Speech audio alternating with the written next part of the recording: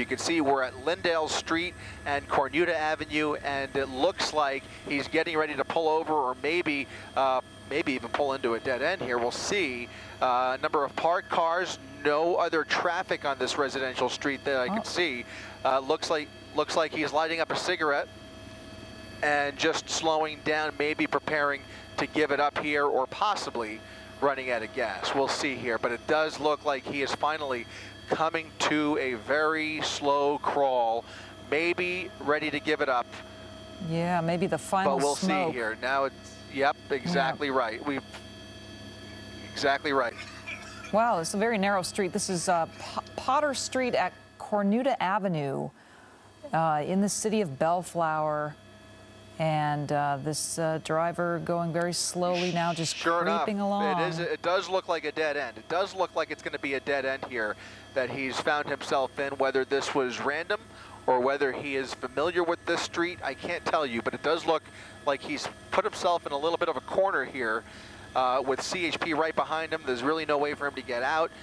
You know, you don't get the sense that he's ready to dump the vehicle and run. You do see officers on foot now with their guns drawn, now taking this all the way to the end of the cul-de-sac, and we'll see. This is very, very interesting. As he comes up on the end of this block, they obviously could tell that he's got nowhere to go, and he doesn't even seem to be showing a willingness to run or hide. So this could turn into a standoff situation unless he decides to comply here. The good news is this pursuit, this dangerous pursuit, this dangerous high-speed pursuit appears to be coming to an end here in Bellflower.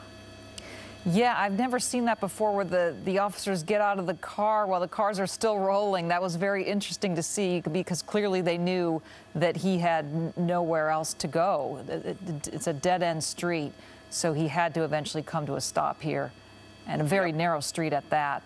So we now have, how many units behind, Chris?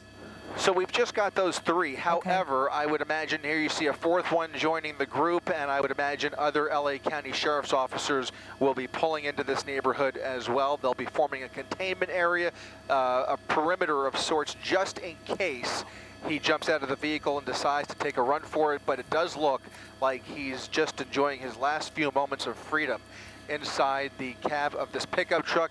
Reaching over to the passenger seat, I did see a suitcase, and it looks like he's going through some type of a duffel bag or a suitcase in the passenger seat there. So that is an ominous sign there. They don't want to see that. Certainly. Chris, I just want to interrupt for a second for people who are watching here on ABC7. We will continue streaming live on our ABC7.com and ABC7 app. Now here's Jimmy Kimmel.